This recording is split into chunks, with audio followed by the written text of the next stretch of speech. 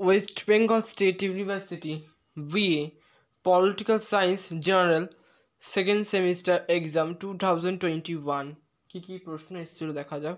Indian government and politics. 1. নিম্নলিখিত যে কোনো 10টি প্রশ্নের উত্তর দাও, প্রতিটি 30টি শব্দের মধ্যে। এ. ভারতের সংবিধান প্রণয়নে খসড়া কমিটির ভূমিকা কী ছিল? বি. সংবিধানের প্রস্তাবনায় বর্ণিত ভারতীয় রাষ্ট্রের আলোচনা করো। সি. 42তম সংবিধান সংশোধনে ভারতীয় সংবিধানে কোন বৈশিষ্ট্যগুলি যুক্ত করা হয়েছে? ডি. শোষণের বিরুদ্ধে অধিকারটি আলোচনা করো। ই. প্রতিষেধক কাকে বলে? এফ.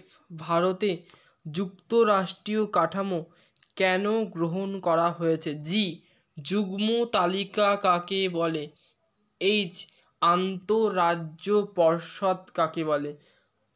আই. অর্থ কমিশনের ভূমিকা আলোচনা করো। যে. রাষ্ট্রপতির দুটি আইনগত ক্ষমতা লেখো। কে.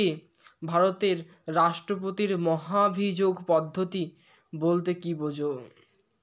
এল. রাজ্যসভাকে চিরস্থায়ী কক্ষ বলা হয় কেন? এম.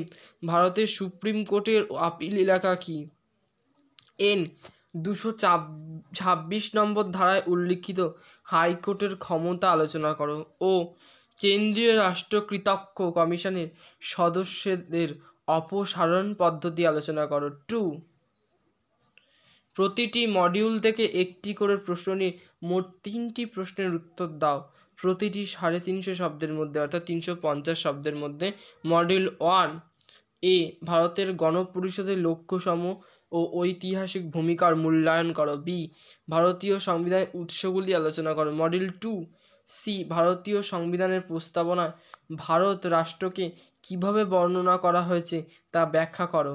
ডি. ভারতীয় সংবিধানে প্রদত্ত ধর্মীয় স্বাধীনতার অধিকারটির মূল্যায়ন করো।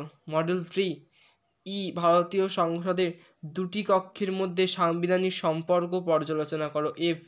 ভারতের রাজ্যসমূহে রাজ্যপালের ভূমিকা আলোচনা করো। ভিডিওটি যদি ভালো লেগে থাকে তাহলে ভিডিওটিকে একটা লাইক করো, এবং এই চ্যানেলে যদি নতুন হয়ে থাকো তাহলে চ্যানেলটিকে অবশ্যই সাবস্ক্রাইব করে নাও, যাতে সবার আগে তোমরা নতুন নতুন ভিডিও পেয়ে যাও।